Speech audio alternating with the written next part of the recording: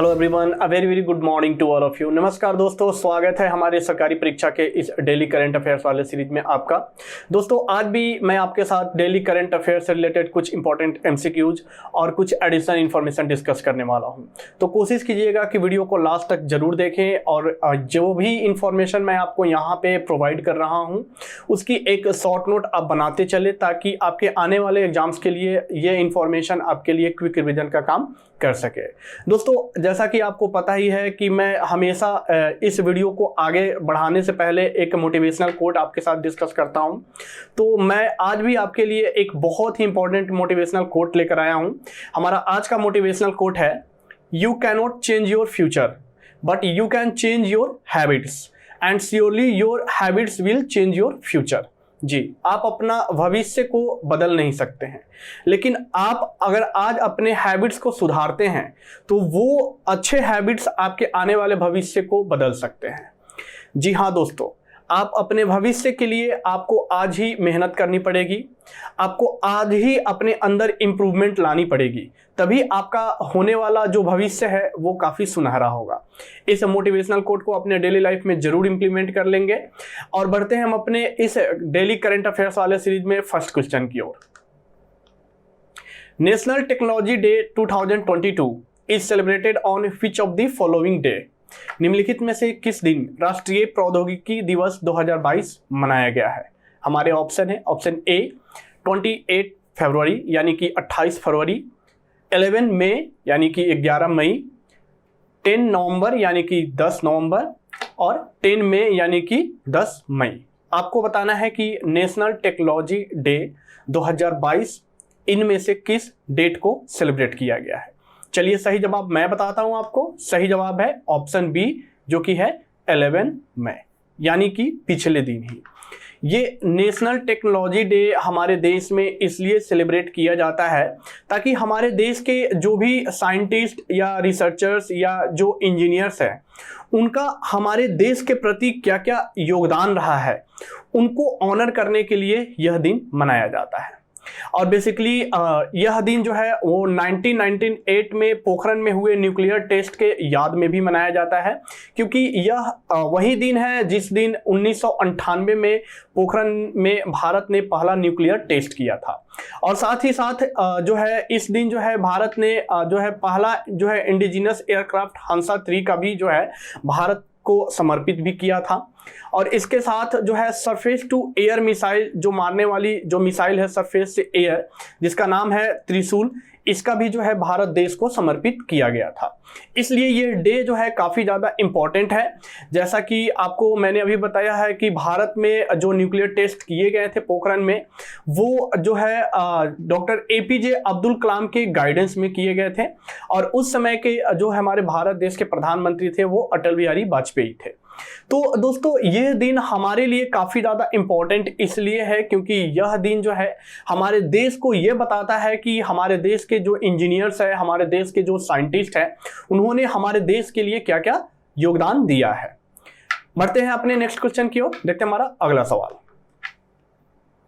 राष्ट्रपति श्री रामनाथ कोविंद द्वारा भारतीय सेना प्रमुख जनरल मनोज पांडे को कौन सा सेवा पदक प्रदान किया गया है? हमारे ऑप्शन है, ऑप्शन ए सेना पदक, ऑप्शन बी वायु सेना पदक, ऑप्शन सी परम विशिष्ट सेवा मेडल, ऑप्शन डी युद्ध सेवा पदक। तो हमें सही जवाब बताना है कि जनरल मनोज पांडे, जो कि हमारे देश के जो है वो इंडियन आर्मी के जो है चीफ है, इन्हें जो है इनमें से कौन से पदक से सम्मानित किया गया है। चलिए सही जवाब देखते हैं। हमारा सही जवाब है ऑप्शन सी, जो कि है परम विशिष्ट सेवा मेडल। जी, इन्हें परम विशिष्ट सेवा मेडल से सम्मानित किया गया है। और यह सम्मान जो है ये हमारे देश के राष्ट्रपति श्री रामनाथ कोविंद के द्वारा इन्हें प्रदान किया गया है।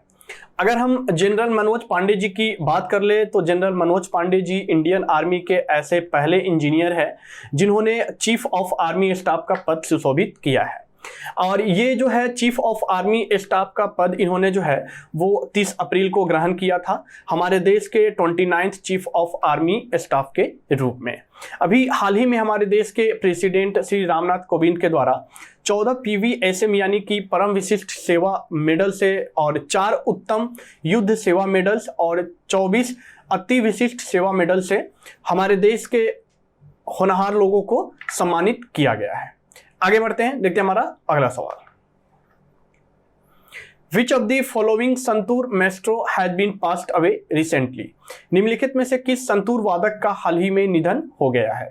हमारे ऑप्शन है, option A Pandit Shiv Kumar Sharma, option B Rahul Sharma, option C Tarun Bhattacharya या ऑप्शन डी उल्हास बापट। तो सबसे पहले सही जवाब आपको मैं बताता हूं। हमारा सही जवाब है ऑप्शन ए, जो कि है पंडित शिव कुमार शर्मा। जी, ये भारत देश के बहुत बड़े जो है ये संतूर वादक थे और काफ़ी ये भारत देश के जो है विख्यात संतूर वादक थे। आपको जो भी यहाँ पे ऑप्शन दिख रहे हैं, चाहे वो राहुल शर्मा हो या तरुण भट्टाचार्य हो या उल्हास बापट हो, तो इन सबका संबंध जो है वो संतूर वादक से ही है। ये एक तरह का म्यूजिकल इंस्ट्रूमेंट होता है जिसमें जो है इन्होंने जो है ख्याति प्राप्त की थी। पंडित शिव कुमार शर्मा जी की अगर बात करें तो ये हमारे भारत देश के जो है लीजेंडरी संतूर प्लेयर माने जाते हैं। और अगर इनकी नेटिव प्लेस की बात कर ले तो ये जम्मू से बिलोंग करते थे और इनकी अभी हाल ही में 84 वर्ष की आयु में इनकी जो है डेथ हो गई है। इन्होंने देश के कई सारे जो है महान हस्तियों के साथ काम किया हुआ था, जैसे कि बांसुरी वादक हरिप्रसाद चौरसिया और गिटारिस्ट ब्रिजभूषण जी के साथ भी इन्होंने काम किया हुआ था। इन्हें जो है 1991 में पद्मश्री से सम्मानित किया गया था और 2001 में इन्हें पद्म विभूषण सम्मान से भी सम्मानित किया जा चुका था, जिनकी अभी हाल ही में जो है वो मृत्यु हो गई है। आगे बढ़ते हैं, देखते हैं हमारा अगला सवाल। Which state government has launched Ladli Lakshmi scheme 2.0? किस राज्य सरकार ने लाडली लक्ष्मी योजना 2.0 की शुरुआत की है? हमारे ऑप्शन है, option A Rajasthan, option B Gujarat, option C Uttar Pradesh या ऑप्शन डी मध्य प्रदेश। तो सही जवाब देख लेते हैं। हमारा सही जवाब है ऑप्शन डी मध्य प्रदेश। जी, इस योजना का नाम जो है आप जरूर याद रखें, लाडली लक्ष्मी योजना, जिसकी जो है सेकेंड फेज की अभी हाल ही में शुरुआत की गई है। किस राज्य सरकार के द्वारा? तो मध्य प्रदेश राज्य सरकार के द्वारा।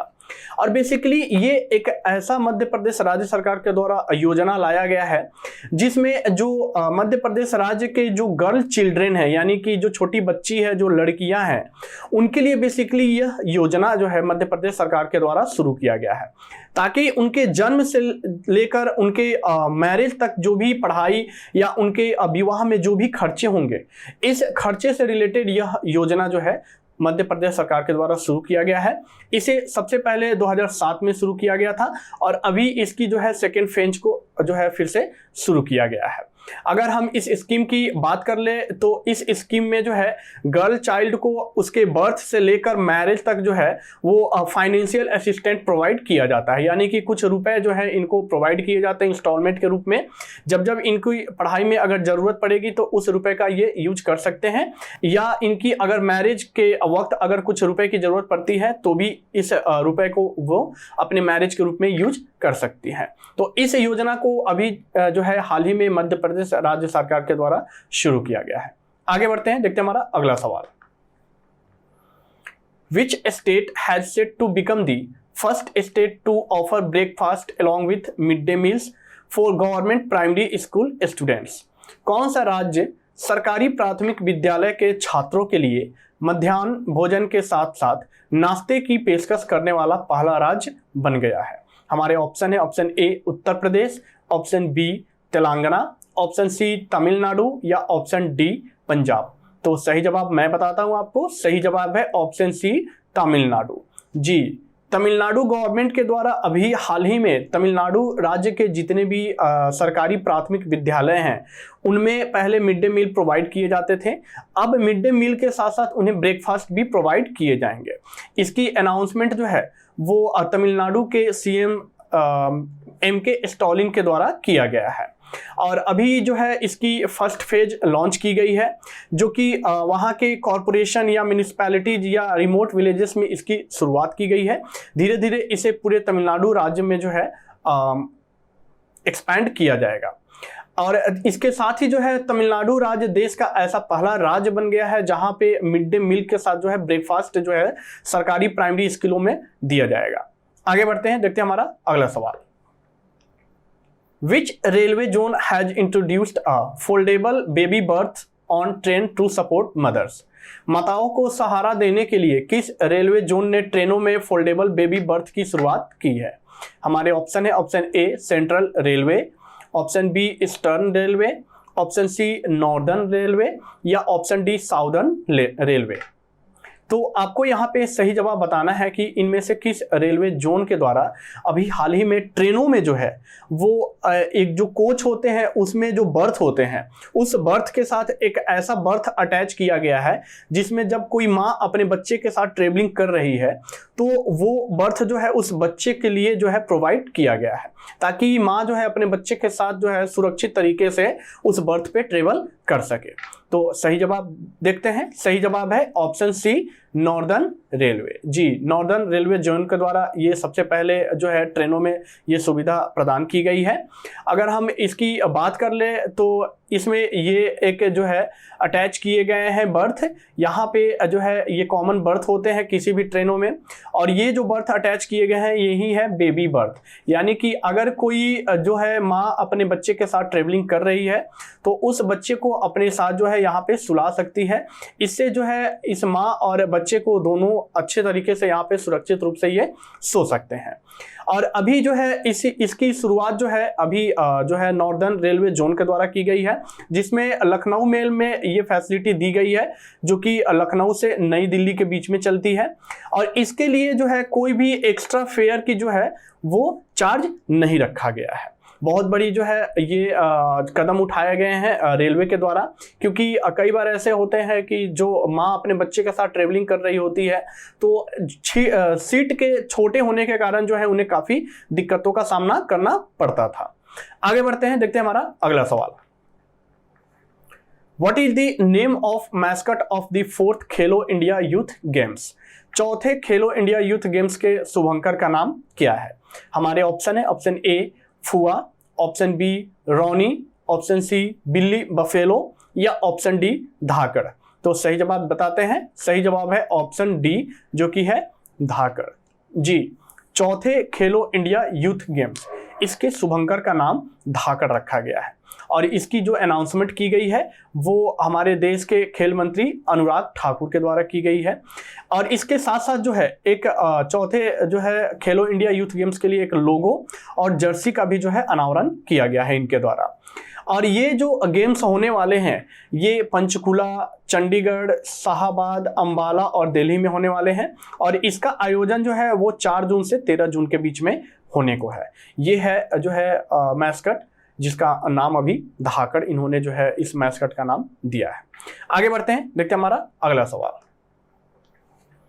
Where has the world longest glass bottom bridge been unveiled?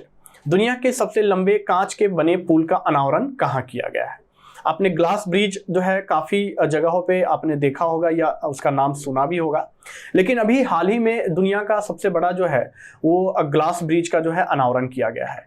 तो आपको जो है इनमें से इन ऑप्शन में से बताना है कि यह जो है ग्लास ब्रिज का अनावरण यानी कि जो अनवील किया गया है वो कहाँ किया गया है।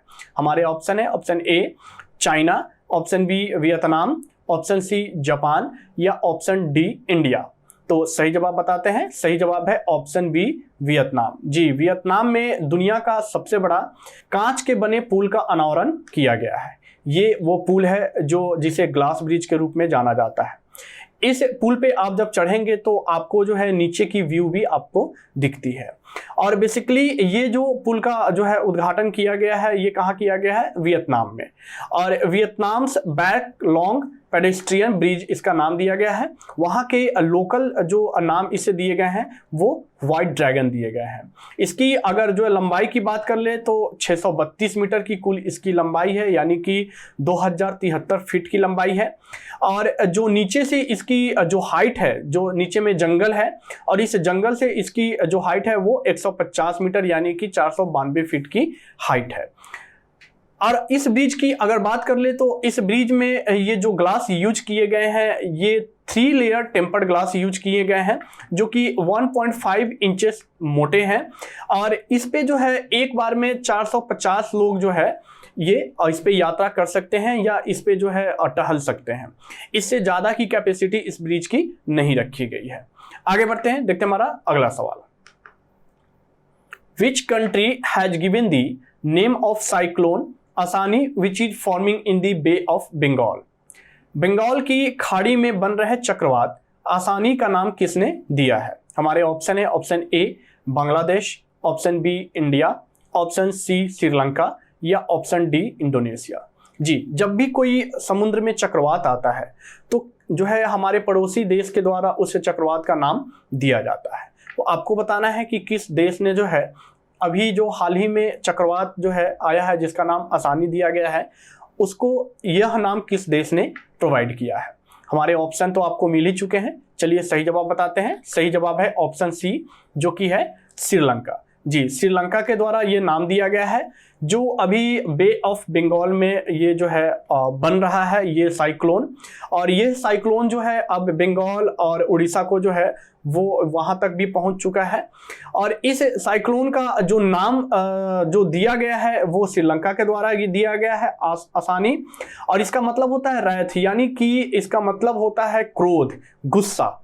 यानी कि यह साइक्लोन जो है काफ़ी पावरफुल माना जा रहा है। यानी जब किसी पर्सन को क्रोध आता है तो वो काफ़ी ज़्यादा पावरफुल हो जाता है। वैसे ही यह साइक्लोन का जो है पावरफुल होने के कारण श्रीलंका के द्वारा इसे नाम आसानी दिया गया है। और अगर इस साइक्लोन की बात करें तो नॉर्थ इंडियन ओशियन रीजन में ये इस साल का उठने वाला सबसे पहला साइक्लोन है। आगे बढ़ते हैं, देखते हैं हमारा अगला सवाल। John Lee Ka Chiu has been appointed as next chief executive of which international city? John Lee Ka Chiu को किस अंतरराष्ट्रीय शहर का अगला मुख्य कार्यकारी नियुक्त किया गया है? हमारे ऑप्शन है, option A Singapore, option B Beijing, option C Hong Kong या ऑप्शन डी शंघाई। तो सही जवाब देख लेते हैं। सही जवाब है ऑप्शन सी हांगकांग। जी, अभी हाल ही में हांगकांग शहर का जो है नेक्स्ट जो है चीफ एग्जीक्यूटिव ऑफिसर के रूप में जॉन ली का च्यू को नियुक्त किया गया है। और इनकी नियुक्ति जो की गई है वो कैरी लैम की जगह पे की गई है। अगर हम हांगकांग शहर की बात करें तो ये चाइना की एक शहर है और चाइना की ये एक स्पेशल एडमिनिस्ट्रेटिव रीजन भी है। तो दोस्तों, ये थे हमारे आज के कुछ डेली करंट अफेयर से रिलेटेड कुछ इंपॉर्टेंट एमसीक्यूज और एडिशनल इंफॉर्मेशन। अगर आपको जो है इसके बारे में डिटेल इंफॉर्मेशन आपको अगर चाहिए तो आप हमारे ऑफिशियल वेबसाइट sarkaripareeksha.com को विजिट कर सकते हैं। वहाँ पे आपको जो है डिटेल्स जो है न्यूज प्रोवाइड किए जाते हैं, साथ ही साथ वन लाइनर्स न्यूज भी प्रोवाइड किए जाते हैं और उसके साथ साथ वीकली जो है करंट अफेयर्स भी प्रोवाइड किए जाते हैं। इसके अलावा आपको स्टैटिक जीके के रूप में हम वहाँ पे कुछ एडिशनल इंफॉर्मेशन भी प्रोवाइड करते हैं। तो आप इस वेबसाइट sarkaripareeksha.com को जरूर एक बार विजिट करें। अगर आप किसी भी सोशल मीडिया से जुड़े हो, चाहे वो फेसबुक हो, टेलीग्राम हो या ट्विटर हो, तो हम वहाँ भी अवेलेबल हैं। हमारे जो है इंफॉर्मेशन अलग अलग मोड में वहाँ भी प्रोवाइड किए जाते हैं, तो आप हमें वहाँ भी फॉलो और अपने दोस्तों के साथ शेयर कर सकते हैं। अगर आपको ये वीडियो पसंद आया है तो आप इस वीडियो को लाइक करें, अपने फ्रेंड्स अपने रिलेटिव्स के साथ शेयर जरूर करें जो एग्जाम की तैयारी कर रहे हैं, क्योंकि करेंट अफेयर्स जो है किसी भी एग्जाम के लिए बहुत ही इंपॉर्टेंट सेक्शन होता है जिससे डायरेक्ट क्वेश्चन भी बनते रहते हैं और इससे जो है किसी भी एग्जाम में ये मार्क्स गेनिंग जो है कैटेगरी माना जाता है। आपको ये वीडियो कैसा लगा है आप हमें इसके बारे में कमेंट करके जरूर बताएं। अगर आप इस चैनल पे नए हैं तो आप इस चैनल को सब्सक्राइब कर ले और साथ ही साथ बेल आइकन को जरूर प्रेस कर ले ताकि हमारी जो आने वाली नेक्स्ट वीडियोज है उसकी नोटिफिकेशन सबसे पहले आप तक पहुंच सके। जैसा कि कल सुबह 11 बजे आपके साथ जो है स्टैटिक जीके की 25 मोस्ट इंपॉर्टेंट क्वेश्चन की लाइव क्लासेस जो है कल होने वाली है सरकारी परीक्षा की तरफ से, तो आप इस लाइव क्लास में जो है जुड़ना ना भूलें। और इसकी जो हमारी जो आने वाली जो वीडियोज की नोटिफिकेशन होती है ये तभी आपको पता चल पाएंगे जब आप इस चैनल को सब्सक्राइब और साथ ही साथ बेल आइकन को प्रेस करेंगे। तो ये करना आप ना भूलें और अपनी तैयारी को जो है अच्छे ढंग से आगे बढ़ाते रहें। मिलते हैं आपसे अगले वीडियोज में, तब तक के लिए नमस्कार।